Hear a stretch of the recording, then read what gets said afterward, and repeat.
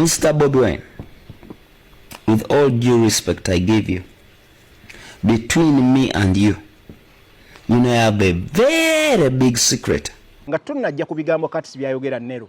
Njala kati tumulete mu kifaananyi tumutegeere ye ng'omuntu agwawa era ebigendero bya kati bye biriwa. Omanya otulina okutunulawo kyekikuyisa omukugu. Where does Robert Kyagulanyi Center mu president agwa mu kiwayi ki? Then cuts ye ng'omuntu agwa mu kiwayi ki? Era okuvaayo n'ayogera bino biyambaani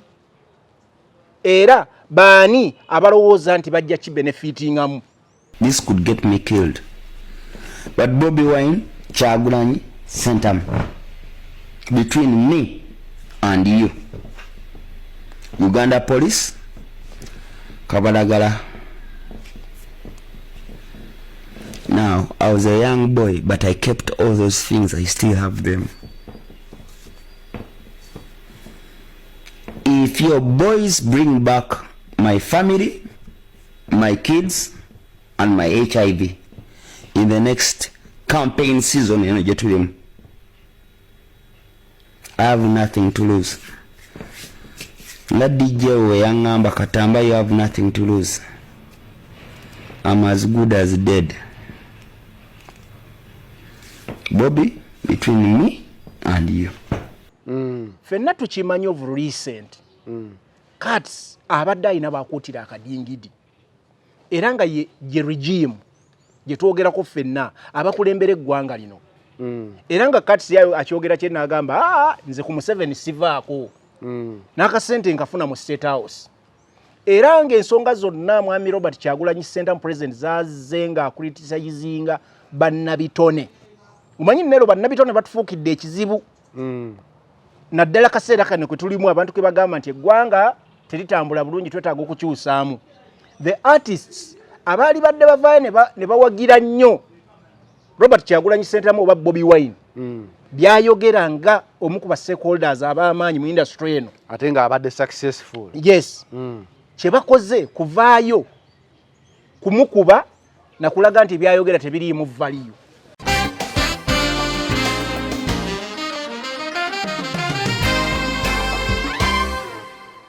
Bingi bye tuzze nga mututeeka ku nninga kungu.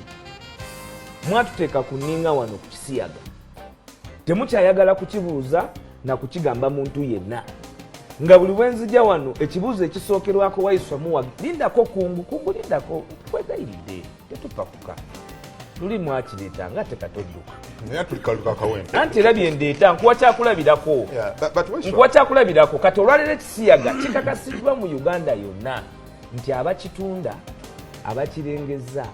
abakirenga bannannyini kyo bakukireeta bakukiteekateeka ye gavumenti. Efuna miliyoni 5 n'ekitundu okusomesa abaana okuva mu ssomero wansi.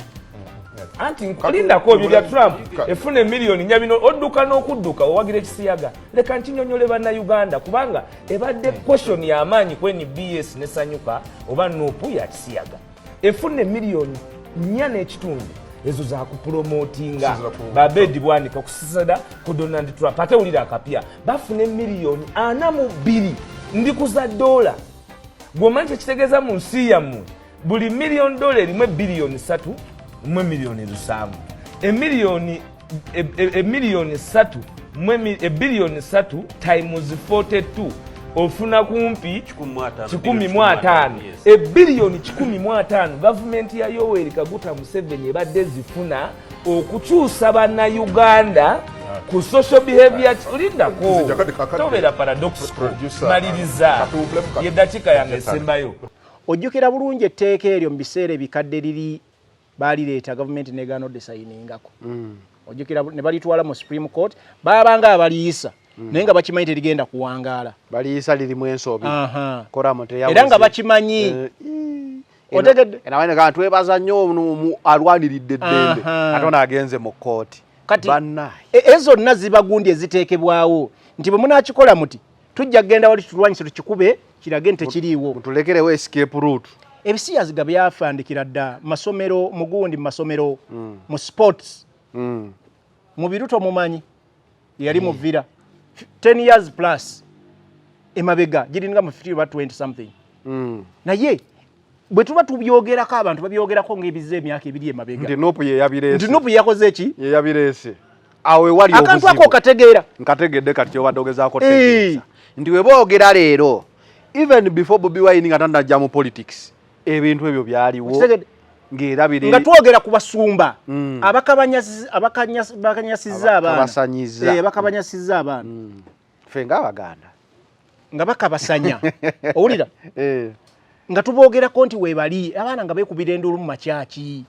nti omusumba batulimba bati amasomero nga mwebiri ebyo ebiseera ebyo Robert Kyagulanyi Ssentamu yebireeta Nuupu yali yatonzeddwawo njagala ogende ku butambi on record NBS yakola investigative journalism obutambi kwebuli ng'abasajja bakabasanya abantu n'obujulizi nga weebuli naye nga ne babatwala mu mbuga z'amateeka nga tewali ananyezebwa olw'okuba bakola research ng'ababirimu bantu b'amaanyi mu ggwanga Uganda njagala ogenda okola research mbayimbi Nero olaba muyimbi yakomadde okuyimba nze nga natandise okumenyera wano abayimbi ku ngalo ngenda baleka toboogera anti nkugamba waliwo entalo z'essaaga era sigenda boogera naye tubamanyi naye nakugamba abayimbi abasinga bonna boolaba abasinga ng'olaba balina n'abakyala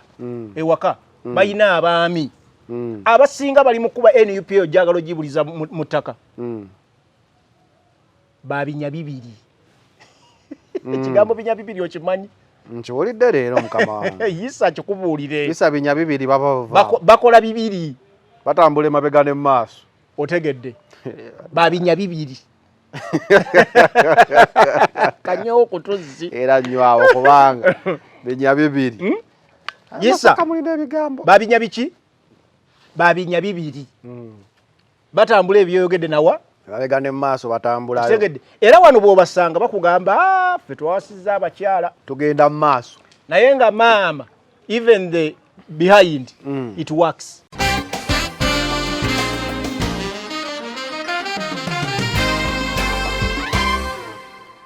Imagine Nero bana basajja osolo babuuza nti kanso Nalukola badde bamusikira ki ku piki omusajja osinga bamusa accidentally nakuba omutwe wansi yatasobola kufa yabadde afa omukyala wa Mulego bakubira babuleti nga atonnya musaayi why would we involve people mwe embeera notoka nokuba abantu amasasi mu mbeera etaliwo na kacyankalano people are happy bamaze okunominating a candidate waabwe they are celebrating bagenda ku rally noba kuba mu muko ogubalagala nokuba amasasi mu bbanga notiisa ensi so tulinde kinga tumaliriza ebintu byekawempe njagala kwongera kukikkaatiriza nti 80% of Kawempe is red era Nuupu wewe nabe esaliddwako nnyo kalulu nga bwe kayina okuba omuntu Nuupu gwe yalonze ekitone nnyo nga akalulu bakakuttemu nnyo yali badde ekitone nnyo afuna ebitundu 6 ku 10 ye mitwalo nga 60% oba 65 that's Nalukola because abantu baawo e Kawempe Nalukola ina factors endala ezimugattako ng'omusajja omusiraamu omugundiivu asubscribing ekibuli w'ekibuli w'Ekawempe ate wa Nuupu era wa Nuupu kati ate abantu ebibiina babitegedde kuba abantu bakkiriza nti nedda tukkiriza nti NUP gye twawa mandate era omuntu gweronze kireflectinga Nero mu 2021 nti abantu baabalonda ng'olumu tebalumanyi nagwe balonze naye nga batiikinza mbuleera so bino byolaba byabadde ku NUP bye bazze ne balumba ekitebe saawa ddakiika 2 bawala byabo bukokolera nga bali Kawempe kitegeeza ennaku zino amagye agagenda okubanga gatukuuma gatutya okutulaga feesi nti oyo ye gundi kati byakwekweka binkola y'abatujju kakati wuliriza muganda kuba ku Nuupu ndaba omusajja gwe bateekawo akebera yebisi abajja ati tosobola kugamba nti ono bajja ati omuntu yekweka feesi aba ali most likely okubanga azze kutta tewali muntu ajja keeping a law and order ng'ate yeekwese feesi nga yeekwese Nana Hub Mouthwash ly'eddagala ettuufu lye nnakakasa mu kujjanjaba endwadde z'amannyo. Amannyo gakuluma bw'ossaayo ekyokya oba ekinnyogo gagasannyalala bw'osenya ovaamu olusaayisaayi oba ogayiza ludda lumu. Senyesa Nana naye weegendereza abafere tebakuguza kappa mu kutiya. Musange mu famasi zonna. Nana yakakasibwa National Drug Authority. أعوذ بالله من الشيطان الرجيم بسم الله الرحمن الرحيم السلام عليكم ورحمة الله تعالى وبركاته nze Haji Yasin Kiza omusomi w'eddwa nkola ku misango bbula ly'abaana gwa yalimu okuzaala abonaabona anoonyeza obufumbo n'obutambulamu emirundi gyonna akaabya obwavu atalina mulimu ebizibu eby'amaka eby'emmaali omukisa yagenda e Bulaayi okukola toyina mirembe toyina mirimu nsangibwa Lugalambo ku lw'ejjinja osobola okukuba ku nnamba ezo ali ewala osobola oyita ku WhatsApp ku namba zange ezo zolaba ku screen yo. Focus 360 the final channel kwoli every Saturday morning tukiramba between the lines kuba tochi mu nsonga bwe twogera ku nsonga eziba zikoze amawulire oba ezitambula mu wiki ngera ne prospects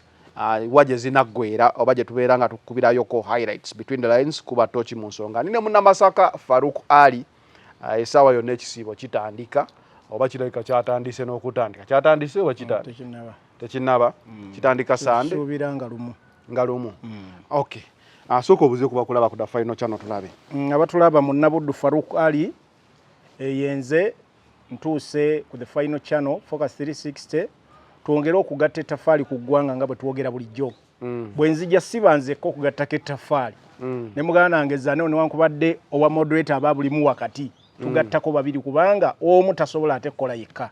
So tubebazo tulabayo naje musinzira musemazinga ezenjawulo ensi ezenjawulo America, Bungereza, Canada, Sweden sebo waliwo omwami yampeereza akameje nangamba asinzira Morocco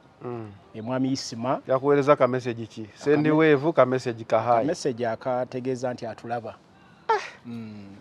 you have received the message. It wasn't received. Badde manyo kinkoledde. Omwami bamuyita Isima asinzira Morocco yangambye so batulaba nnyo e Morocco yesebo fe tuliko North Africa Morocco nangamba omulimu se omukoze gw'amaanyi tubebaza abantu abawangalira mu North Africa awo Algeria, Morocco, Tunisia n'endala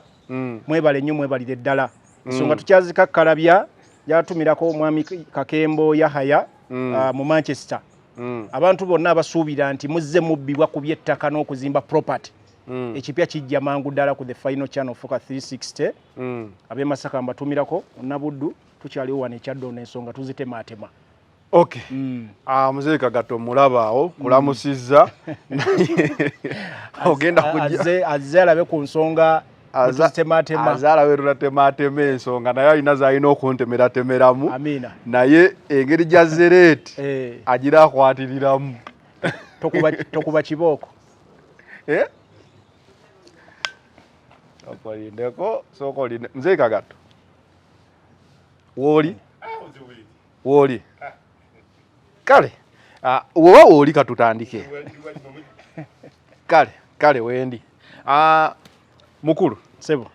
tochi mu nsonga ensonga zetugenda okubanga tutunulako tulina ensonga ya MC Cats. MC Cats ono yavuddeyo n'agamba alina the biggest secret egenda okubanga secret evudde ne ku mutima kubanga tulalise gikwata mu ngalo nga kyatika. It is the biggest secret omukulu ono gyalina eyinza okubanga egenda kutaasa eggwanga Uganda eri abo bonna abatawagira Bobi Wine. Nakatoyo kankutte tekayinza butakukwata kuba nange secret balengenda kukwala we naye we ngambye the biggest secret yavuddeyo ne mutima era eggwanga lyonna liri ku bunkenke naye nga lino kijja tikati sono yalabudde president tisenga abasajjawo ba Farouk Ali Bazanero baani ababeera ku mutimbagano bafutu soja tebalekera okumujjonkera ku family ye katugambe kuogera si kujjonkera kuogera ku family ye kuogera kuye kuogera ku sirimu we agenda kuba because direct translation ayagambye my aids kitegeza yamwewadde agenda kwogera ekyama ekigenda okusuula Bobi Wine mu kaluka n'akajja. Sakane tugamba omusajja alina kyama kyono nga gavumenti omusimbi gwetaddemu mu kuba Kyagulanyi mungi nnyo okubeera nga tuyinza n'omuggulako omusango gw'okufiiriza gavumenti ensimbi tugenda kutunula tukubiremu kottooki mu nsonga tugenda kutunula ku kalulu k'ekawempe katandikidde mu Jat Sambagano Teke era omu ku bannamawulire bunnaffe owa Top TV ye baamukubye eriiso katali kerigwewo baazisibye twalabyeko nga bagenzi ali Nsambya kugezaako okutereeza obulamu bwe so omulimu gwaffe naffe guli underfired kyokka ate ne kanso na Lukoola yabadde asobola okufa olunaku olwo lweweewandiisizza kuba omuntu okusika ku booda abadde kika embooko yavuze n'amasasi ne gavuga then tugenda kulaba n'abalemeddemu ku independent we twali kulana ku final channel kimanye no ye channel yasooka okugamba nti all signs indicators were showing nti Luswa ajja ku independent what I didn't see wadde gwe wakingambako ku mukulu ono yani oyo Nsereko akukosa akalaba kampita ku bbali naye wayogerako omushoze tukola wano wagamba Nsereko oyo waliwo abamulimu nakugamba waliwo olwawo kwagala okusiiga karakita ya Segirinya nga ayinza okujjanga mononi naye Nopu yo yagambye nti kati oyo abo bonna abazize ku independent ekibiina bakivuddemu wadde basigala bagamba president wange Kyagulanyi naye okitegera people power awo nawe tugenda kutunulawo tutunule ku topic y'ebisiyaga USAID eyo nayo yakoze nnyo amawulire ku NBS okwo basanyuka ng'omukulu Waiswa agamba moderator ebibuuzo bye mwabuuzanga biriwa jukira Waiswa ono okuvaayo walingawo time we yalinga bwanika aga muveeyo munyonyole ku bisiyaga abasumba muveeyo munyonyole ku bisiyaga TV shows zonna muveeyo mutubulire muyimiridde ku bisiyaga okuva Trump yali akalulu n'ayogera ebintu bye bya USAID ekigambo bisiyaga tekyayagala kuwuliribwako mu ggwanga Uganda ne speaker yagambanga bantaddeko sanctions lwa bisiyaga kati essaawa eno tewakyaliwo ayogera ku kibuuzo ekyo eggwanga lyonna gye yakigamba tuveeyo twogere oluvannyuma lwa USAID oba Trump okuvaayo n'ayogera ebintu gavumenti byetavaayo kwesambajja wadde okwennyonnyolako ne topiki neggwawo so nga tugenda mu kalulu emu ku nsonga gye baali bakwatirako Nuupu muyimiriddewa ku bisiyaga essaawa eno gavumenti abantu bagigamba twagala accountability ku ssente ezo ndowooza tujja kuyitako newasuuna naye tetwakolako kusuuna bende namba twamukola oyo tumuleke okay tutandikirewa tutandikire ku cuts ekyama secret jo omanyi leero oyina engeri gy'onsanyusizaamu nga ogezaako okukakasa to emphasize olage ekifaananyi ekiri bold engeri omuntu gyebadde ayogeramu ekintu n'obunene bwakyo engeri gyagezaako kifrazinga and mu kamera wano okiraze bulungi olaga abantu nendabira ddala kwegamba nga olusonda amaanyi agakwata ekintu ekyo it is the biggest secret lwaki ngambye the biggest secret Bobi Wine alwanyisiddwa on all fronts paka we twasembayo nga agamba ne mu office ye bataddemu ebyawongo so ndowooza ekyokulwanyisa ekisigaddeyo ye secret ya cuts kakati that is how big we kiri njagala kusooka kola clarification oba bagita batya eyo gye mutera okugira disclaimer sagala gidi kale let me clarify nti fa abajja wano naddala ku channel eno nganze in particular nze soogera ku bantu individuals fe tutakolinga issue yes era MC Cuts bwe mba nali mwogeddeko ekintu kyonna yenga omuntu ku personal level that's not me ne bw'abayira ensonga gye yali yenyizeemu naddala nga eyina ekifaananyi kyesiga eri Uganda eyawamu awe tujja okuviirayo naddala ku channel eno yenkola ffe gye tukola mu Andy Cuts ekyamuleetedde obuzibu emabegakaawo waliwo embalaasi gye yalinako myaka emabegaawo embalaasi ng'enyirira nga njeru bulungi embalaasi yakwata akatambi nga balaga beeriridde mu ddiiro biki byonna byonna ensi yabiraba kati omwana n'atandika okubanga akenena kati emabega kaawo akatambika mu kwata omwana oyo nga abba mu supermarket buli omu najjayo ekifaananyi ky'embalaasi najjayo ekifaananyi ky'embalaasi eyo nga bwe yali ne kaakati bwefuuse omusanga ensi gonna neegusalira kati awo wava ndowooza obuzibu kakati njagala kutegeeza bannayuganda ekisooka mu byonna neero nze nsoma nnyo physical look oba physical appearance y'omuntu oba embeera gy'abaddemu ng'ate akatambi njagala otunye physical look eyo ya Katsi naddala facial expression eyo ntera nnyo gyogerako eyina nnyino bingi byetegeeza ku bantu abasoma science abasoma ebintu obutonde bw'abantu n'ebirala naffe era mu mawulire tusoma verbal and non-verbal communication nti bw'oyogera nero bw'ayogera nsobola n'okutegeera embeera gy'alimu okusinziira ku ntula gy'atudde ne appearance y'omuntu ajja n'agamba kino kye naakoze bannaayi kitegeeza waliwo akola ki amutiisa oba waliwo kyatidde bw'otulya face ya Katsi saagala nnyo kulumba abantu ku level ey'obuntu naye njagala omutunyi omulenzi oyo oba omusajja oyo ayina stress ey'amaanyi tali ku nnomo ye ng'emazima ayina ebimutawaanya bingi ku mutwe ekyokubiri information gy'ayagala okuyisa ye nga ye omuntu eragira ddala nti teva nnyo ku mutima ayina ekifaananyi kyayagala okusiiga somewhere bayagala okurepresentinga ayina abantu bayagala okulaga nti is doing some work naye ng'abikolera mu bulumi bw'alimu ye omuntu nga bw'ayitamu this wasn't the right time for him okuvayo okwogera ebintu bino bw'omutunuulira Katsi bw'afaanana alaga nti ali mu bulumi bw'amaanyi ayina stress ezimuwuuba up and down n'ebirala tetwagala kulowooza nti ebimu ku bino bye tulowooza nti ebyeddagala okulisalako bye basazeeko n'ebirala ne funds n'ebirala because Katsi y'omu ku bantu abavaayo ne beerangirira which was a very bold move and we applaud him for that. Yes, naye tumuteeka mu line y'ababongole. Naye no tokigezanga ne bwe mbanga siriiwo. Ngamba okuvaayo n'oyatula mu lwa. Okigezanga n'okwata statement bbiri n'oziteeka mu line emu ku bintu bya siriimu. Bongole mu Uganda ne mu nsi yonna. Tomuteekanga mu line emu ne Katsi n'ogamba yavaayo n'ayogera ku siriimu. Contribution ya bongole mu bya siriimu mu nsi yonna. Eri uncomparable. Eri comparable to none. Mbadde ngamba okuvaayo n'ayogera mu lwa. Nedda. Sebo. By the time someone watukira okuvaayo ng'amaze okutawa okumenya obulamu bw'abaana bungi. Kitegedde. Yalwawo. Yakola ebi. Saagala mupiininga nnyo ku ekyo naye njagala mbadde ngezaako kusiiga kiri ekifaananyi. Okulaga bongole ye nga we yali. He was quick. Bongole yali mulala. Okay. Ate yalekawo ne max nyingi. Music, bichi, paka leero tumuselebratinga. Naye Katsi bwe yagenda okukyogera kino almost ensi yonna ali emaze okitegeera.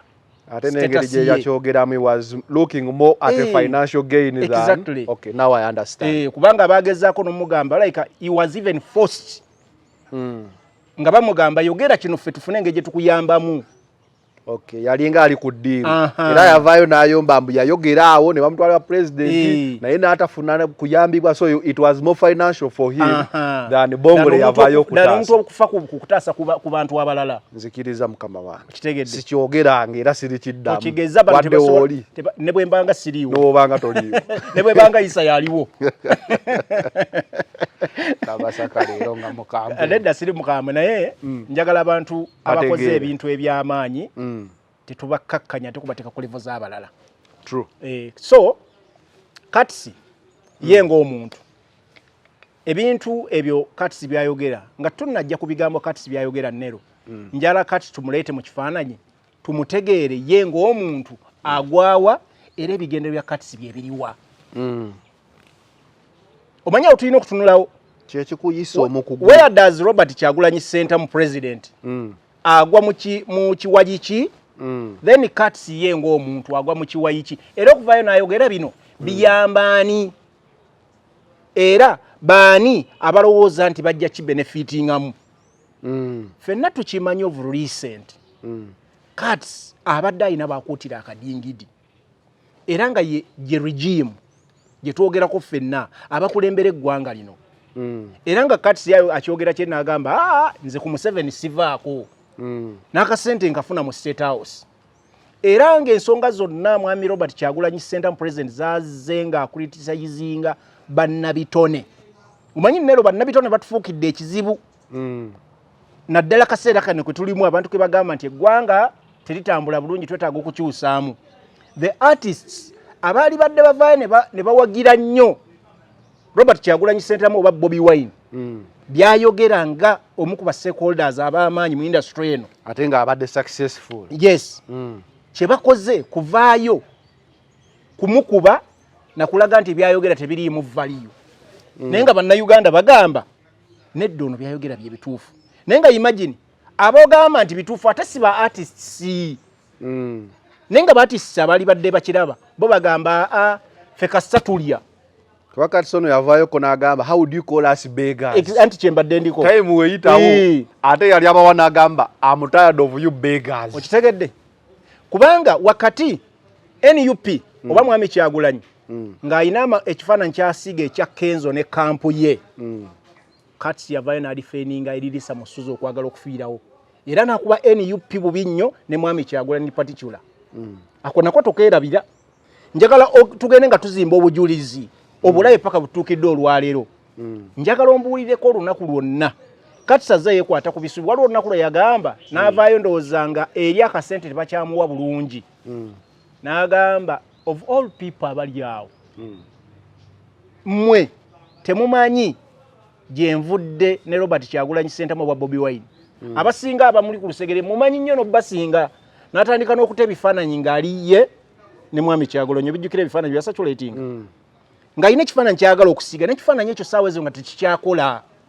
because people bali mu aiming at issues oba ensonga eziruma bannayuganda as a whole kati ye Katsi ebigambo byayogera bino nakugambako buli muntu ali mu art industry njagala kukiddamu ku the final channel Focus 360 Kabuna Mawanga buli muntu ali mu art subscribinga ku kampu ya Kenzo ng'oli alifeninga irisa musuuza at one time ajja kuvaayo oba sinagumu bajja kubeera buli kaseera bavaayo banyiga switch bagamba this time round gobo okikola this time round gobo ovaayo yogera bino naye byonna bye bajja okuvaayo nga boogera bijja kuba against mwami Kyagulanyi ku bukulembeze bwe n'okubanga abantu bamukkiririzaamu bo kye balwana naye ebigambo byabwe biyina ebintu nga bibiri oba bisatu ekisooka blackmailing and propaganda ke kazannyo mwami Museveni katambuliddemu emyaka olumosi 200 ne banne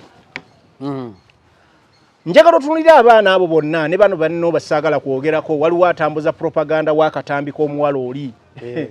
kyaliwo abo bonna ebigendererwa bya bibasasuza kulaba nga banoonya akantu konna ne bakabanga si katuufu kubanga tuli mu AI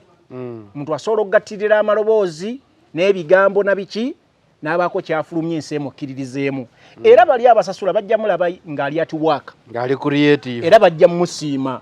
bajja mugawa okute nyweza tota ne the population eri more informed ebiseera bino nti buli kyogezaako okusiiga bakiraba MC Katsi ekyama kyayogerako nero let me tugezeeko okubeera tusige ekifaananyi kigazi Katsi yakoma ddi okubeera close eri Bobi Wine oba mwami Kyagulanyi Ssentamu Robert ddannyo ekitegedde the list is 6 years sina 6 gina kuba 7 because emyaka 2 n'ekitundu giri ejja Kyaddondo then tuyina ne gino almost 5 but even before the Kyaddondo go Katsi subscribes kiwatulemo okitegedde kakukirika aka bagiyita kye yani kati waliwo samushe eyo yoregula nonze njagadde kulaga ne bagiba 7 kakati Ugandans majority population of Ugandans byonna Robert Kyagulanyi Ssentamu obwa Bobi Wine bye yakola mu myaka emikadde nga tannayingira byabufuzi bamusonyiwa. Okitegedde? Ugandans Robert Kyagulanyi Ssentamu gwe bayita Bobi Wine by then be yakola emyaka emikadde nga tannayingira byabufuzi bakkiriza nti yabikola ng'omuvubuka eyali omuyimbi era ebiseera ebyo yegundi ye trend yali eriwo nti wakati mu kalulu nga tugenda mu 2021 Balamu ne banne nga bakubisizza ebifaananyi mwali ne muganda nga Shibaga Kato nga basiize ebifaananyi ebya Bobi Wine nga babiprintinze nga balaga anywa enjaga ne babutwala ku Electoral Commission ne babisibako nga bategeeza bannayuganda nti ono gwe mwagala okulonda kuba president. Bannayuganda bagamba ebyo tubadde tubiraba oyo tumumanyi enjaga yaginywa n'amala n'agireka era n'ayimba ba legend abasinza okuba ab'amaanyi ebiseera ebikadde n'aluddamu nga lugezaako ku inspiringa generations nti muve ku sada olumu ku nnyimba ez'amaanyi bannayuganda ze bali bamanyi n'aluddamu lwongera okusipalinga abavubuka nti muve ku sada ng'ategeeza nti muve ku njaga. Robert Kyagulanyi Ssentamu Uganda nizibamulabye nga transforminga ku mitendera egy'enjawulo ku marasta n'agasalako n'asigaza obuviiri obutono buli obugundi obulinga budredi obulinga obubu obutonotono n'amala n'asalirako dda n'adda mu kaati n'adda mu nviiri eza bulijjo ne kakati takyakasala nnyo kati ye mukulembeze owaddala ari atajja kwekyusakyusa bwafaanana kyenvuddemu mbadde n'obulamu neŋŋenze enkola ki nkikyuka nange era nalina mpanvu nenzisalaako kati ndaba gy'olaga bwe nti kitegeeza essaawa yonna omukulembeze atransforminga nga mumulaba omukulembeze atransforminga mumulaba Zanero w'enviiri empamvu Zanero asaze buno Zanero ajja okuddawo agambe nti kati era tukulaba munda kubanga wali biri ebiseera ebikadde mabegakawo wali wanjigiriza okwambala ku makooti era amakooti ogambala kati kubanga amasaati kati omuntu bwayambala essaati bweti empanvu y'emikono emiwanvu ng'asiba ne peesa lya wano aba atandikiriza tewali njawulo ya kooti aba atandikiriza kakati enjawulo eriwo nnero bano abavubuka be boogereramu beerabira mangu nti whatever step ey'obukulembeze oba abantu mu Uganda egenda mu maaso abantu baba watchinga n'omukadde oli asembayo eri mu kyalo aba alaba because information right now saawa zino wetuli eri everywhere. Kankubuuzi kati ekyama ekyo nze ndi nnyo ku kyama ekyama ekyo kyagamba kyalina otulaze embeera mwayogerera na biki ekyama ekyo kyayogera kati sayagala tugamba nti Ashibaga Kato takimanyi Buchama takimanyi bano abayimbi bonna be bateekawo Bebe Cool ng'ono mukwano gwa Bebe Cool eri wadde nali nagaana okwogerayo eyo naye takimunyumizangako takimanyi kati sikyo nagambye big secret kati awembadde nzija nga nsose kulaga emyaka emeka gyambazze nga tali close kati era mbadde nzija kumenyera abantu abo betulowooza nti babaddeko kumpimpi wano mu myaka 5 ena 3 abamu nga baawukanye nabo nga balaga nti baawukanye nabo bubi nnyo nga n'akasimbi bafunye okulwanyisa naye ekyama ekyo bo tebakimanyi tebakola ki kati nsobola okumenyerera awo era bamenye Ashibaga Kato mbadde mugamba wali nti be bamu kubeetaba mu kufulumya ebifaananyi byani bya Bobi ebyenjaga ebbanga lyamaze nga yava ku NUP kubanga ye yali so close even n'ennyonyi yazirinya ku lwa Mwami Kyagulanyi Robert Ssentamu Buchaman bamukansa wano nga tugenda mu kalulu buli omu alina okujjayo ekyokulwanyisa kyekisinga Buchaman Southern yali badde ali atuwaka nga alina amapeesa agagaleeta owulira ebbanga liri lyonna kakati tujja ku bannabyabufuzi betulowooza babadde close awo mutayimu ene enkambwe ennyo gyolowooza nti omuntu alina okwesiga munne tubaddeyo n'Oweekitiibwa Mathias Mpuuga Nsamba nga ye second in command mu Buganda ekyama ekyo takimanyi ebyama biri ludda wanga binoonyezza abasajja bamukube east right and center ekyama nga kati si yakirina okitegedde Bebe tewali muntu ayogeza busungu ku Robert Kyagulanyi Ssentamu nga bebe nga ne center azina finances nga asobola okuteekawo embeera enoonya research n'agenda mu gundi awo ate ono nga mukwano gwe kushoba mukyaza n'ayogera byayogera buli kimu ekyama kiriwa natete kyama oba kati si yakyasizotereka ekyama kakati tugendeera kubali awo babedi bwanika babadde waawo nga bookya abedi bwanika omumwa gumwokya n'ebiseera bino nga tubabuuza nti ebisiega mbadde mu byogerako accountability ziriwa mujje munnyonnyole ensi nti munne mwatugamba nga NUP yebadde etwala ebisiyaga naye ate tuwulira bano badde bafuna ssente abedi bwanika ebyama yali badde abireeta okusobola okuziyiza ki biri bino ebigenda accountability obutajja kirirudda wa awo wesa asinza okuta namba naye omusajja kyama yaki omanyi abakyuse nga bava mu NUP bayitirivu badda mu NRM omanyi bebakutte essaawa zino bonna abo baali badde balina ekyama nero leka tubeere open ebyama kitegeeza ki ekyama kitegeeza ki kitegeeza secret how secret ejjaddi kitegeeza mubadde ba mukwano nnyo kwataako mu ngalo oli musajja muyivu badde oludde okukwatako mu ngalo ennaku zino muba tayiti nnyo otegedde Mayija yayimba akayimba n'agamba yalina mukwano gwe n'amuteresa ekyama oli n'alaajalira mukyala we Simatomboge naye bamuziika n'ebirala ekyama kitegeeza is a secret eriwo kwaba abantu abali so close either mukyala wo baana bo oyina mukwano gwoyo ow'omunda people like Nubian Lee eri mwami Kyagulanyi people like Buchaman people like SJ people like Bakabaya bali close mwami Kyagulanyi Bakabaya bali badde balina ebyama Buchaman mwami Kyagulanyi badde n'emikwano gya ale days za Firebase biki byonna musajja yakuba busabala oyo agamba alina ekyama kyatanaba kwogera tusobola okugamba weesanga alina ekyama otegedde naye nkugambyeko ne statement endala nti bwe kiba kyamanga Bobi Wine ayina ebyamusobako mu his early days the Ugandans tebalaba Kyagulanyi oyo wakati oli Bobi Wine baamuleka he transferred into Robert Kyagulanyi Ssentamu bwe baagala leero era his past tebagiriiko they all know his past and they love him with his past exactly bamukkiriza yoyo nero njagala kubulira Bobi Wine yabaddeko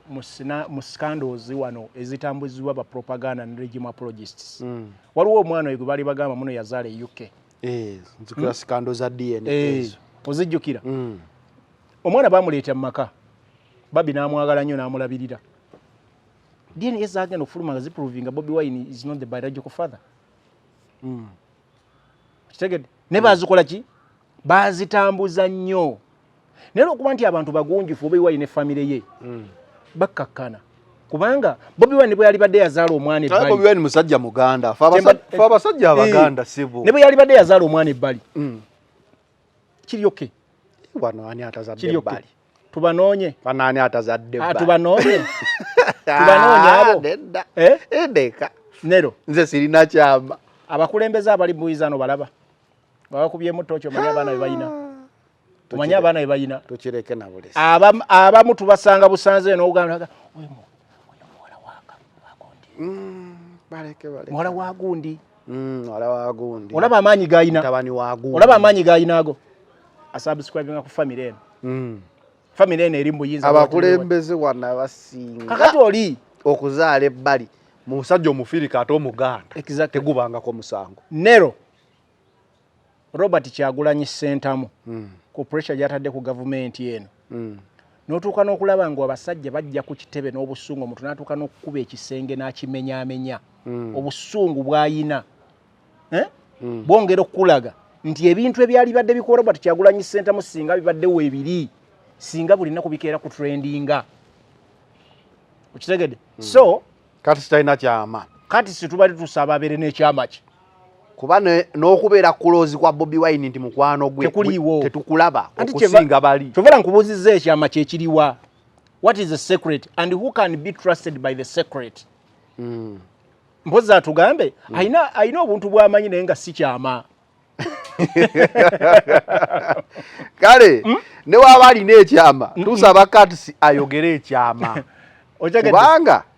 lwaki oleka ensi okuwa banga olina ekyama. Katsi tugenda kwesonda mu ssente tuzikuwe kubanga alabika kumbeera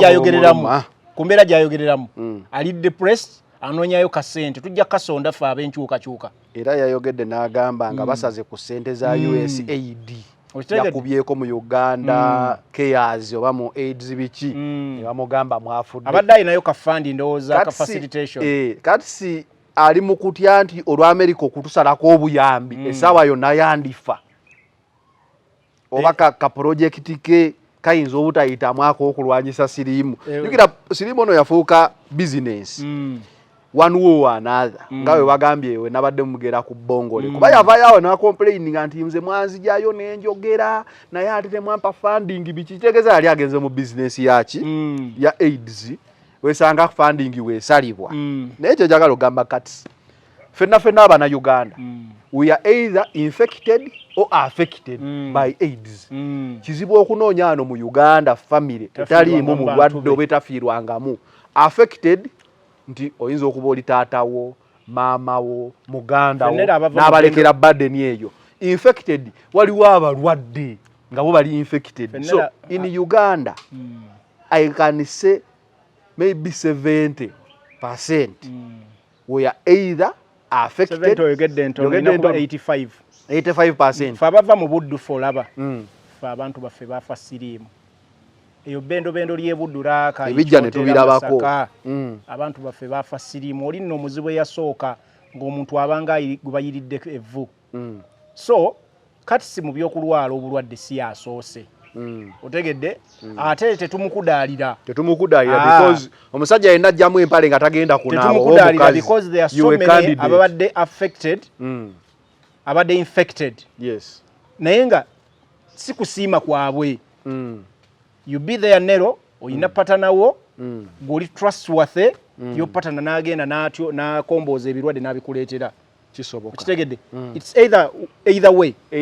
ayinza okuba mukyala nga yaleese oba omusajja yaleese so tetulina muntu gwe tupiininga okufuna obulwadde naye waliwo ate bolaba babunoonya nga babunoonya bubi nnyo. People nga not trustworthy nga ajjamu ono sikati najjamu oli sikati najjamu lifestyle ng'ekulaga essaawa yonna ngali careless. So ekintu ekyo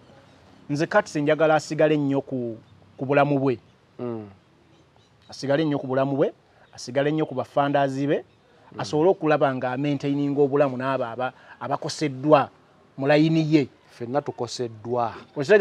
ogambye 85% of Ugandans we are either affected or infected with AIDS. So nze nero nga bwe nkugambye Katsi yafuuka omu ku regime apologists propagandists era omulimu ogwo bagukoze nnyo and omulimu ogwo guli funded by the state abalina obuyinza naye tubagamba nti olumu bannaffe si bagezi nnyo. Olumu oyinza okunoonya omuntu wagenda okuspreadinga propaganda at some point nga tali worth spreading that idea gyoyagala okutambuza. Anti jjukira waliwo ekiseera nga Bobi Wine ekifaananyi kye kitonda nnyo twalabako omusajja eyava e Sweden n'agenda ku kitebe afune ekifaananyi waakiri okumutta naye ng'afunye ku kifaananyi naye ng'atugamba eri ali bulungi nnyo naye omusajja yamala kuno emyezi n'emyezi ng'ali ggulu anoonya kifaananyi ng'ali ggulu ewa Salimu Salejeno ng'anoonya se naye ng'atugamba eri ali bulungi obulamu bwatereera famire bali bulungi tugamba bano abasajja tuba tulowegomba naffe tugende e Bulaaya naye ate nabo bali bubi. Kati omuntu alina ebifaananyi ebyedda kaba kaseering point kanene nnyo w'otandika okusuulayo akantu nti ninayo ekyama ebyedda tebikyakola ku Bobi Wine ebyama ebyedda ku Bobi Wine bw'oba mukulu by'oyina ogenda kufa n'enjala. Tuli kali nti tugatta omukolo guno alina kyayogera kati oba sirikira ddala akaguwa Bobi Wine akabuuka ayina ebyama ebyedda ku Bobi Wine enjala egenda kuluma nnyo kubanga n'abagula tebagula byadda bagula byakati ate ebyakati tebiriiwo kubanga ebyakati singa bibaddewo abantu tebaali badde nga bagenda mu AI kunoonya obutambi n'okugattagatta amaloboozi Okay. So ebyama ebyedda tebikyatunda Uganda yonna yabikkiriza Bobi Wine Robert Kyagulanyi Ssentamu gwe tulina kati abantu bamukkiriza n'ensobi ze ezedda mpozi ng'olina eziri kade naye olwokuba n'eziri kade teziriiwo kyova olaba bannaffe bano barezotize ku AI y'amasimu babiriŋŋanya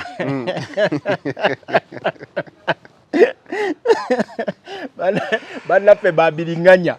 biringanya mwamugoba ku mukutu gwabwe kuno toza bannaffe babiriŋŋanya banoonya AI bagatirira obutambi n'obusungu bwonna abaana abo obusungu bwe bakozesa ku Robert Kyagulanyi Ssentamu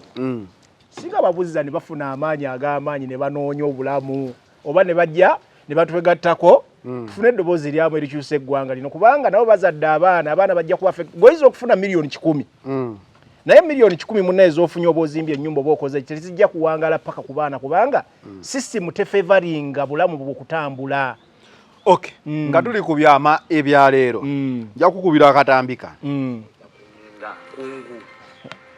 mwatuteeka kuninga wano ku kisiyaga temukyayagala ono wayiswa nakukigamba muntu yenna yeebuuza wenzija wano ekibuuzo ekisookerwako wayiswa muwagi lindako kungu lindako producer nga ataddeyo bedi essaawa yonna nkujjako Kongo yatoyanye ekibuuzo kyabadde nti omwogezi w'ekibiina deputy spokesperson agamba yamala ebbanga nga bamuyita ku shows akolebwanga era Bobi Wine wayitibwa mujjukira wayitibwakawo ku BBS ng'ekibuuzo ekikulu kiri nti mwogera ki ku kisiyaga nga bagamba topic eyo yaggwetya omukulu omuzza nkubuuziza kakati lero webale nnyo webalire ddala topic y'ekisiyaga omanyi yaggwetya nga tetugyogerako kati ensonga eyo mbadde sinnafuna mukisa gugyogerako tuzze ebbanga nga tetufuna mukisa naye nkweyanziza nnyo okuleeta topic eyo era ndowooza obudde bubadde butuufu budde bwe butuufu kakati nze omu ku baali abasaale nakugambako olunaku lumu ne nkugamba nnyina sho gye njagala okuwa twogereko nkubuulira abantu abali involved mu bisiyaga mu Uganda the most top celebrities mu Uganda n'abantu ab'amaanyi high profile mu office za Uganda nongamba Faruku tunasigalawo kituufu because betwayogera off camera nagamba nedda nakugamba ze nnyina obujulizi obwenkomeredde mu ngalo zange wano nongamba Faruku tunasigala abantu nga b'amaanyi be bali mu bisiyaga kakati nero osabanga busabi kuwangaala era osabanga busabi Mukama akuweeyo time time is the best judgment mu nsonga zonna twagambanga obudde bukwejjeereza twagambanga abantu wano off camera ne tubagamba nno bannange olumu nga nyina benjogera nabo nakugamba ne nkugamba nno munnange olaba abantu abali mu bisiyaga abo be bali mu gavumenti eno abamu boolaba abagezaako kikuba NUP ba propagandists bagezaako okukola diversion naye nga akasente bakafuna mu ggwanga lino NUP topic nga ziteerebwawo zoogerweko but it is one of marketing exactly NUP olw'okuba nti mwami Robert Kyagulanyi Ssentamu buli muntu yenna nga anoonya obuyinza agezaako okunoonya ba allies mu nsi yonna naye nga ba allies abo ewangu wosobola bafuna nga tebaliiko nga tebabataddeeko mbeera ya bunkenke ewangu oba mu diaspora kubanga wano mu Uganda oba mu ggwanga ly'obaamu gavumenti abantu baayo ne babagagga ebe bateekako embeera ebanoonyerezaako buli kaseera ne beziba ssente bazitrackinga kulaba zino zivudde we zimu zibaako n'ennamba kyova olaba FDC be bagiwa ssente okuva mu State House besi yazitrackinga agenda okulaba nga zivudde mu State House sente bazimanyi bwe zifuluma ennamba zino baziwa ddaani naddala nga sente nnyingi so kiba kizibu nnyo okufandinga seriyo number 1 biki AU biki to this has gone there exactly so weebe evudde awo neryo kesaculatinga kakati ensi zonna nga omukulembeze anoonya buyinza mu ggwanga lyalimu naddala nga zibu nga bw'olaba Uganda ba best funders oba the most funders balina kuba wabweru wa ggwanga lyo gy'olina okunoonyeza funds. Era kyova olaba mu struggle eno NUP abasinga okuba beetunuulidde nga bafunders be bantu abali mu diaspora kubanga ssente zaabwe zibanzibwa okuba tracked. Basobola oziyisa mu ngeri nnyingi eyinza okuba ya investment n'ewalala n'ebibiina organizations ne government era mayeno kugamba ne government ekimanyi kyobola NGO nyingi zagalwa ezaali ziri mu gundi eryo zibajja human rights bichi something GDF zaali GDF ndowooza kati ezo yaziggala kubanga ali etegedde nti NUP engeri gyetandise okugenda wabweru w'eggwanga ejja kufuna omukisa mungi oguyisa ssente mu non-government organizations zino. Era mwe mwali omwami Opiyo mumanyi bulungi oyo looyo omukugu oyo looya. So nero ekyo Nupu yatandika okunoonya obuvujjirizi mu diaspora bapropagandist ne government mwami Museveni ng'ayimiriddemu ku interviews ezamubuuzibwa international waliwo yali amuinterviewinga yamubuuza bizibu ki ebigenda mu maaso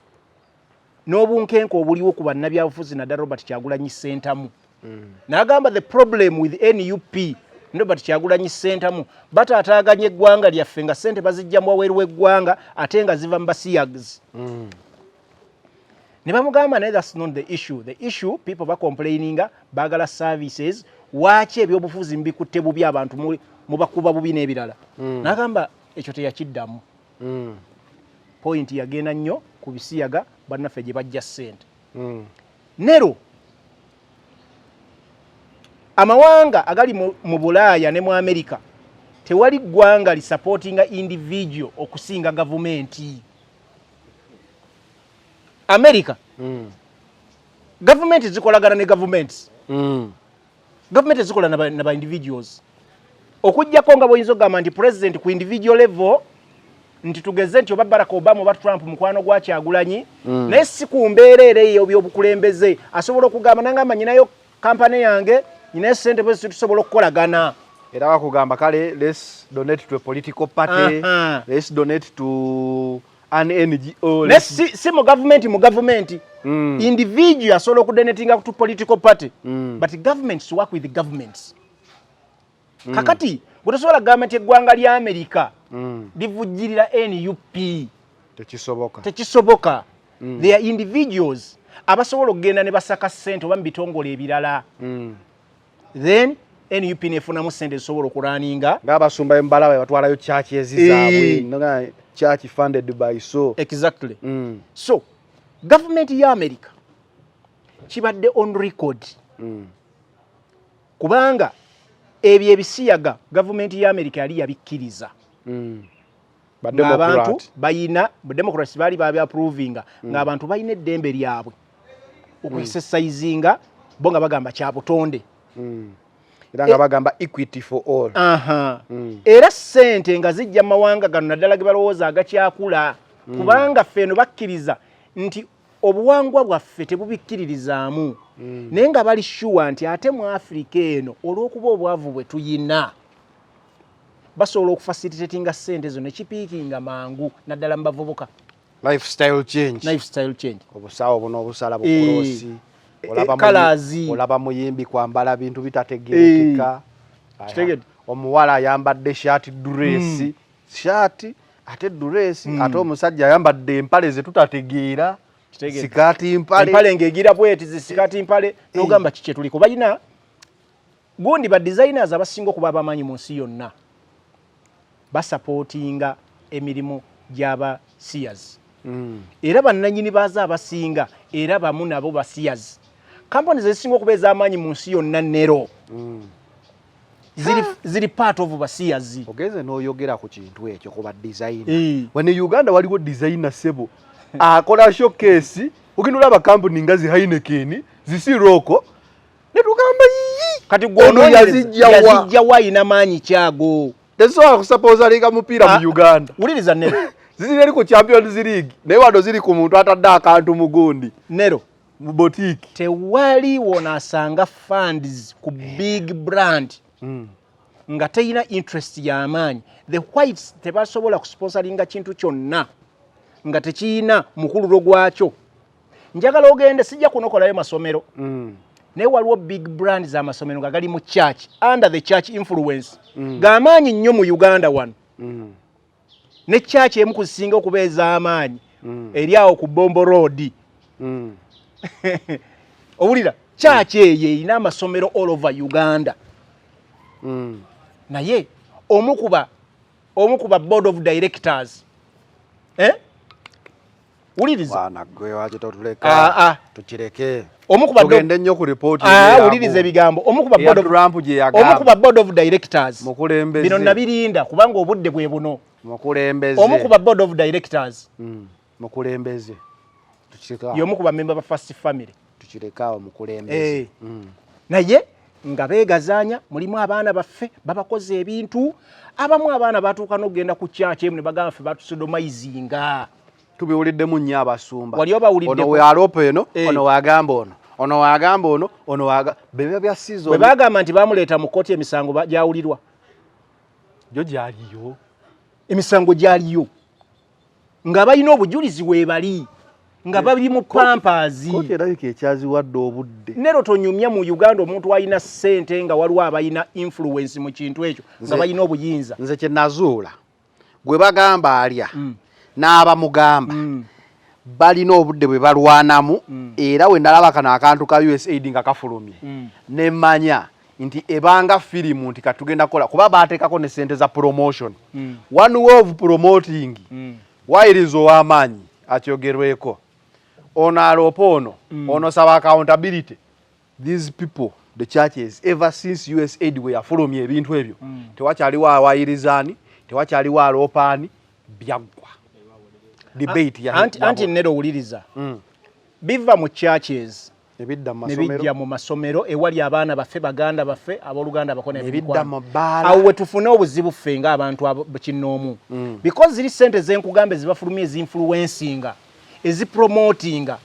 bano bato baffe abanaku abankuseere gavumenti beyavuwazza webagwira mu butego nezidda mu bavubuka abakafuluma university olamu muvubuka yakafuluma tukoze emyaka 10 lero goli mugogera mu university abaana mu secondary schools bavuga emmotoka zimpenkoni babeera mu bbala babeera ne hype nti atoli asisinkana era bali mu buyinza bakimanyi bulungi nti eri essomero lyolaba eryo liraba influence gundi mweri okola ki nti okubigira mu promoting mu ebiri so nalaba abakulembeze ku mitendera egy'enjawulo ojjukira bulungi etteeka eryo mu biseera ebikadde liri baalireeta gavumenti negaana odesayiningako ojjukira ne balitwala mu Supreme Court babanga abaliyisa naye nga bakimanyi terigenda kuwangaala baliyisa lirimu ensobi era nga bakimanyi otegedde era wena kana twebaza nnyo alwaniridde eddembe Katonda agenze mu kkooti kati ezo zonna ziba gundi eziteekebwawo nti bwe munaakikola muti tujja kgenda wali tulwanyisa tukikube kirage nti tekiriiwo mutulekerewo escape route ebisiyaziga byafandikira dda masomero mugundi mu masomero mu sports mu biruto mumanyi yali mu vira omuntu waba mukwano gw'omuntu nero oyina enviiri siina okitegedde waliwo n'omuyimbi yabadde awo nga oluyombo olwo era aluzizaayo simanyi ndi mukwogera wano si mbubi oyina enviiri siina tekigaana kuba mukwano gwange era tekiŋŋaana byali kuvira paaka mu biru gye yali twabiwulira ngambye bugambi yali mukwano gw'oli era sigambyeko nti yono yakola kino ne mu biru oyo yamala sewo mukulu ne bamwejjereza ne gwe tomanyi baana b'abantu be yatuusaako ne byenkugamba bya myaka mingi emabega 10 years plus emabega giringa mu 50 about 20 something naye bwe tuba tubyogerako abantu babyogerako ng'ebize emyaka ebiri emabega nti nopu ye yabireese nti nopu yakoze eki ye yabireese awo ewali obuzibu akantu ako kategeera nkategedde kati obadde ogezaako tegeeza nti we boogera leero even before Bobi Wine nga tannajja mu politics ebintu ebyo byaliwo ng'era biri nga twogera ku basumba abakanyasizza abaana bakabanyasizza abaana ffe ng'Abaganda nga bakabasanya owulira nga tuboogerako nti weebali abaana nga beekubira endulu mu makyaki nti omusumba batulimba bati amasomero nga mwebiri ebyo ebiseera ebyo Robert Kyagulanyi Ssentamu yebireeta nopu yali yatonzeddwawo njagala ogende ku butambi on record NBS yakola investigative journalism obutambi kwebuli ng'abasajja bakabasanya abantu n'obujulizi nga weebuli naye nga ne babatwala mu mbuga z'amateeka nga tewali ananyezebwa olw'okuba baakola research ng'ababirimu bantu b'amaanyi mu ggwanga Uganda. Njagala ogenda okola research mbayimbi Nero olaba muyimbi yakomadde okuyimba nze nga natandise okumenyera wano abayimbi ku ngalo ngenda baleka toboogera anti nkugamba waliwo entalo z'essaaga era sigenda boogera naye tubamanyi naye nakugamba abayimbi abasinga bonna boolaba abasinga ng'olaba balina n'abakyala ewaka balina abaami abasinga bali mu kuba NUP ojagala ogibuliza mu ttaka babinya bibiri ekigambo binya bibiri okimanyi nkiwulidde leero mukama wange yisa kikubuulire yisa binya bibiri bakola bibiri batambula emabega ne mu maaso otegedde babinya bibiri kanyowo kutuzi era nnywawo kubanga binya bibiri yisa kamulina ebigambo babinya biki babinya bibiri batambula ebyoyogedde nawa emabega ne mu maaso batambulayo otegedde era wano bw'obasanga bakugamba ffe twawasizza abakyala tugenda mu maaso naye nga maama even the behind it works. Anyway ekibuuzo kiri nti debate eyo oba question eyo mbadde ngezaako okusiga ekifaananyi Nero ekigazi abantu bategeere bino ebintu gavumenti nga America tasobola kuvaayo newaayiriza Uganda era Trump ng'omukulembeze ali bold owa accountability agamba zino sente zibadde ziraga bino tuffe tubikkiririzaamu ne bano tubadde tubibawa Waki omukulu bwanika bano bonna bampooga baani abagamba nti NUP siyazi tebavangayo kutangaza ggwanga ku mawulire agava mu Amerika ani ddala abadde afuna ssente z'ebisiyaga kakati wuliriza lwaki media houses okumulaba nga ate asiba baana babwere media houses omuli BBS omuli CBS omuli NBS zaawa nnyo bannaffe abo b'oyogerako awo platform okukuba nupu n'ogivunza nga bagiwaayiriza nga bwetembeeta enkola y'ebisiyaga mu ggwanga naye nga tewali bujulizi bwavuddeyo bugikola ki bugirumika naye nga olwo abalabe twali tumaze okukakasa nti ate bo twali tubalabyeko nga bakisemba n'ogisemba nga Fox Odoi Andrew Mwenda before even the existence of NUP and Robert Kyagulanyi Ssentamu mu byobufuzi etteeka liri ekkadde bwe lyali ligezaako okuyita Robert Kyagulanyi Ssentamu yali mu byabufuzi so kyobavunaana nga we baavaayo ne bagamba munyonyole lwaki obujulizi we bwajja tebaddamu ne bayita abantu bano bennyini baddemu bannyonnyole wayiswa wajjira ku pano wano bwe tubadde tujja wano ku mikutu gyo kye mbadde musooka tubuuza nti batwogerako ng'abatembeeta ebisiyaga mu ggwanga Uganda era abafuna ssente mu bazungu ezongera okufacilitatinga enkola y'ebisiyaga naddala mu NUP bawayiswa nga bennyonnyolako bulungi nti bannaffe ffe mutuleete obujulizi obwakasa nti bannaffe batuwa ssente so bano wayiswa yabadde agamba moderator ebibuuzo bye wambuuzanga ansa nazifunye budde lwaki tobimbuuza ababirimu be bano twabategedde naye moderator ng'ekibuuzo takyagala anti TV bayinza ogiggala moderator yabadde yeesibye nnyo ku nsonga eyayisiza wayiswa kwogera ku nsonga z'ekawempe nekyabadde kikulu nnyo kubanga kimaze obudde buwanvu nga tekinnaddibwamu kakati wayiswa yazze ne answers kubanga ono omukulu muganda waffaani yani ono kungu muganda waffe kungu ebibuuzo ebyo abadde asinga okukyaza bannabyabufuzi ababikola ki ababibuuza era abawaayiriza NUP abagamba Bobi Wine yogerako kakati waliwo ono omukulu owakaliva akeeru oyo yakyusa n'eddoboozi n'ava mu nnomo ye n'adda mu liri ly'abapasita era pasita abaki pasita abayaaya abafere n'agamba nze siriddamu kulonda muntu yenna siriddamu kweta bamu bagundi wakalawa kaka kagundi sikolagana n'abasiyazi waliwo n'ono omukulu yagamba Kyagulanyi President ayogedde Speaker ayogedde Gunda ayogedde Kyagulanyi oyogera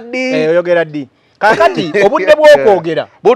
butuuse bagamba tetulina kibabuuza spokesperson azze mu lujjudde abanukula ebibuuzo bye mwakola ki bye mwabuuza nga mudduka abakutte obukooti bali mu kudduka tetunnabibabuuzaako lwaki mwesetingire bibuuzo nedda ssebo bannayuganda baagala okumanya ebisiyaga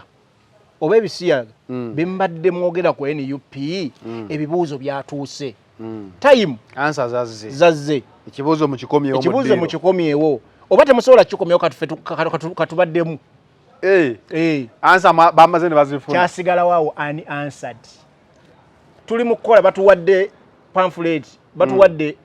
section NB naki tusoose kuddamu ebyangu katukomyewo eno mu section A tuzze tuddemu ebibuuzo ebyo abakulu tubagamba ebisiyaga ababadde babisupportinga babirina ssente zaabyo abadde bareceiving ssente zaabwe mu ngalo wezi kyandika oba olobye ye government ngekulemberwa mwami Museveni n'obukulembeze bwayo bwonna amawulire ago nga gavudde ddala wa pulezidenti wa America omulonde omukulu Donald Trump eyagamba nti ebisiyaga tebijja kukola wano ba Republican tebabikkiririzaamu naye America eyina system engeri bwetambula okay nga tumaliriza tugende Kawempe constitution yaffe egamba nti bweweesimbawo nga independent ku lunaku olwo lwobeera nominated as an independent candidate lwosizinga okubeera memba w'ekibiina kya NUP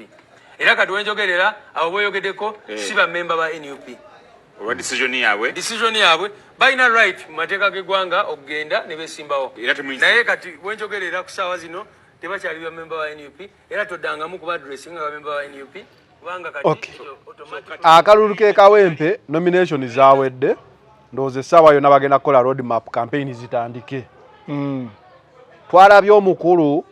Luswa yeewandiisizza omukulu Nsereko naye ne yeewandiisa Luswa ye twamulabirawo twamukola mu my point of view ne tumukola naawe bwe twali tuli naawe n'ogamba n'Ensereko ono wawulidde oluvuuvuumo nti ajja ne ngamba Nsereko nga yalaga nti ayagala nnyo omukulembeze kuba bamubuuzanga ekibuuzo ng'ayitawo kimu my president Kyagulanyi omusajja oyo yali ayagala nnyo omukulembeze naye yatwewunyisiza okubeera nga naye yaze ku independent then ne tulaba Jat kyeyakoze akalulu ke Kawempe kano kagenda kuba katya tukubiremu ttooki nga tumaliriza osooka otukubire mu ttooki mba n'abeesimbyewo independent wali olabyeko omukyalo wa Kajanja Mrs. Gundi Pinte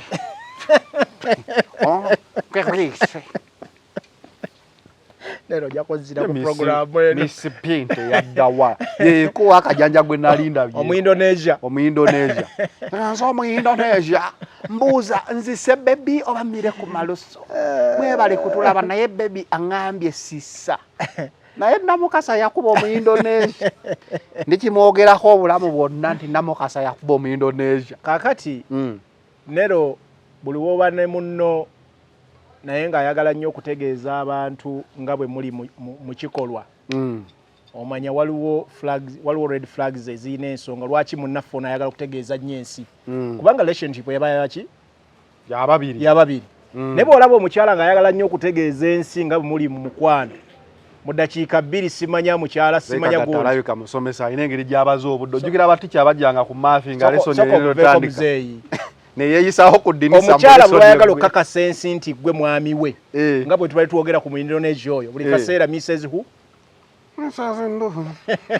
Mrs. Ndonya kakati Nsereko ono ajjayo ekifaananyi ky'abakyala abo ab'akajanja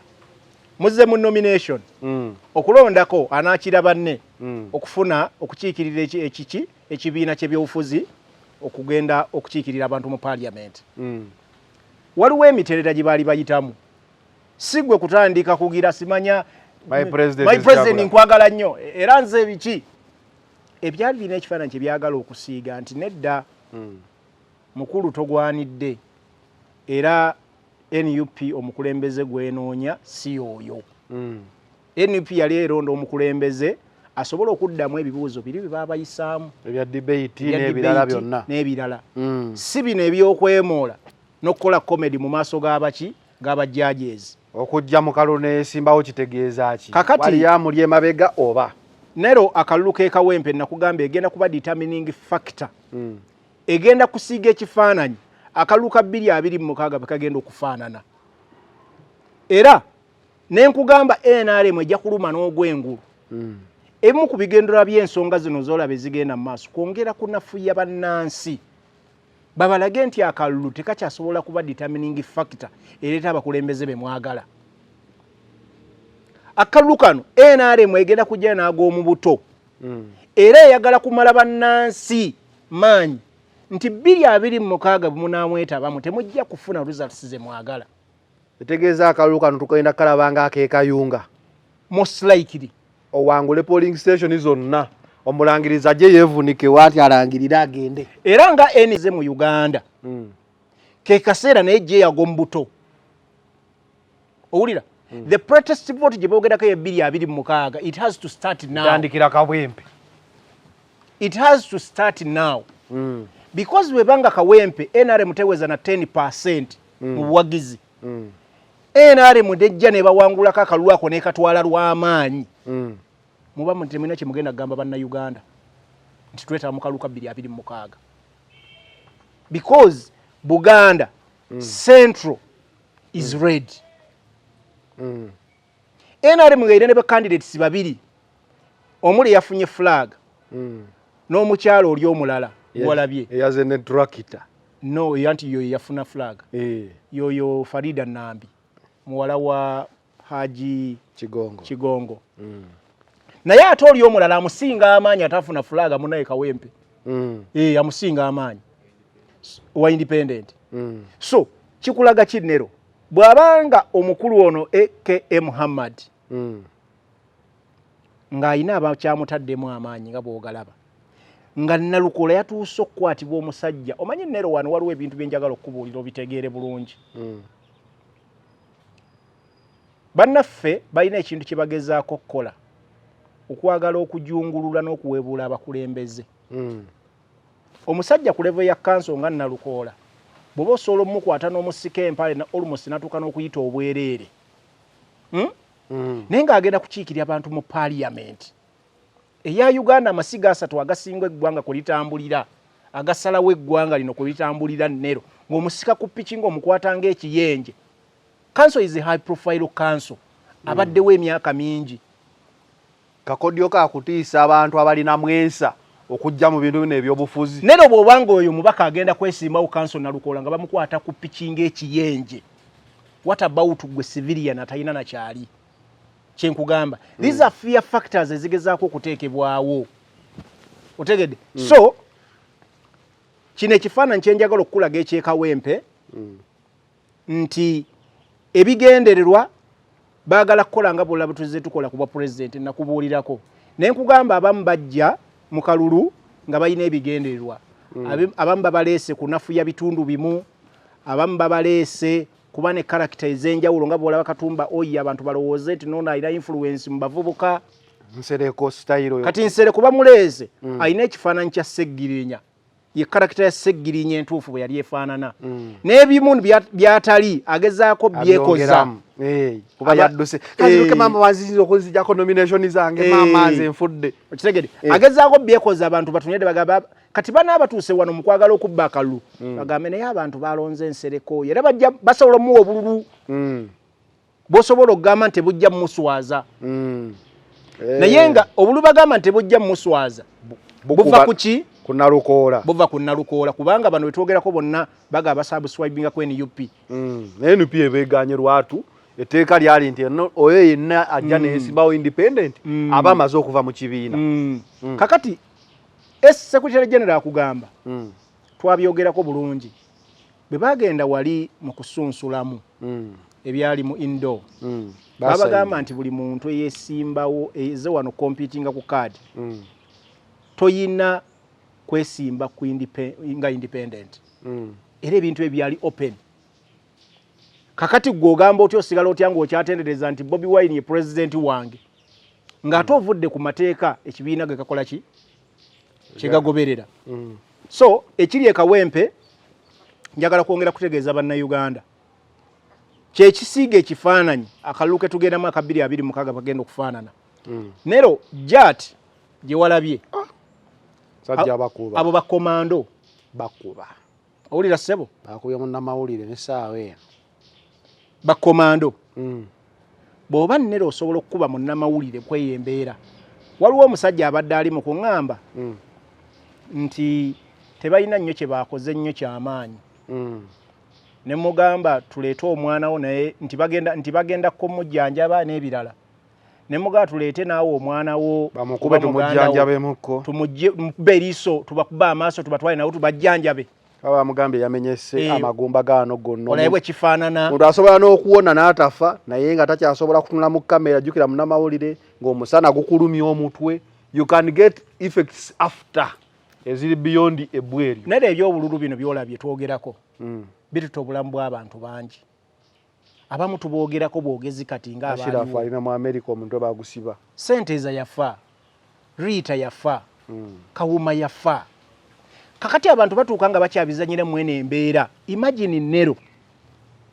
bana basajja osolo babuuza nti kanso nalukola badde bamusikira ki ku piki omusajja osinga bamusa accidentally nakuba omutwe wansi yatasobola kufa yabadde afa omukyala wamulego bakubira babuleti ng'atonnya musaayi why would we involve people mweye embeera notuuka nokuba abantu amasasi mu mbeera etaliwo na kacyankalano people are happy bamaze okunominating a candidate waabwe they are celebrating bagenda ku rally noba kubamu omukko ogubalagala n'okuba amasasi mu bbanga n'otiisa ensi so tulinde kinga tumaliriza ebintu by'ekawempe njagala kwongera kukikkaatiriza nti 80% of kawempe is red era nopu wewe nabe esaliddwako nnyo kalulu nga bwe kayina okuba omuntu nopu gwe yalonze ekitone nnyo ng'akalulu bakakuttemu nnyo yali badde ekitone nnyo afuna ebitundu nkaaga ku 10 emitwalo nga 60% oba 65 that's nalukoola because abantu baawo ekawempe nalukoola ina factors endala ezimugattako ng'omusajja omusiraamu omugundiivu asubscribing ekibuli w'ekibuli w'ekawempe ate wa nuupu era wa nuupu kati ate abantu ebibiina babitegedde kuba abantu bakkiriza nti nedda tukkiriza nti NUP gye twawa mandate era omuntu gweronze kireflectinga nero mu 2021 nti abantu baabalonda ng'olumu tebalumanyina gwe balonze naye nga babatiikinza mbuleera so bino byolaba byabadde ku NUP bye bazze ne balumba ekitebe saawa ddakiika 2 bawalabye abokookolera nga bali kawempe kitegeeza ennaku zino amagye agagenda okubanga gatukuuma gatutya okutulaga feesi nti oyo ye gundi kati byakwekweka binkola y'abatujju kakati wuliriza muganda ku nuupu ndaba omusajja gwe batekawo akebera yebisi abajjaati tolisobola kugamba nti ono bajjaati omuntu yekweka feesi aba ali most likely okubanga azze kutta tewali muntu ajja keeping a law and order nga yekwese because amateeka galambika bulungi ne bona abozzo okukwata muntu weeyanjula ne identity card zo nogamba nze Jamiru Luwemba nzizo okukwata bwenti ne bwenti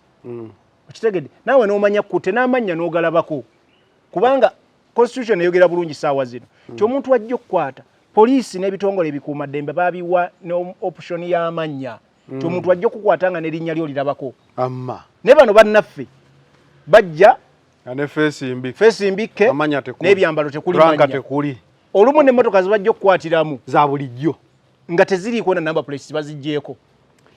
onaamanya otya omuntu bamututte wanga ani amututte kale bwe tubadde olunaku olwaleero bituli nazikuba toki mu nsonga kawempe tugenda kuba tugyetegereza okusinziira ku campaign ezigenda okuba nga zigenda mu maaso naye nga all signs show kawempe eno yandibanga kayunga senga nopu teruma na bwengulu si bwe kiri nopu anti kyenkugambye nopu ng'eyagala obuyinza etegeeza bannayuganda nti eri ready okutwala obuyinza okubujja ku Mwai Museveni eyina okuteekayo okuluma n'ogwengulu okulaba ng'efuna victory ekawempe at all costs it doesn't matter oba ekoze eki oba ekoze ekyo bonna baggweredde mu makomera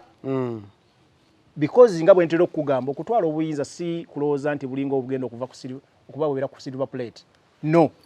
kana kaluka ekawempe si kakufana kuwona kakufa kwokka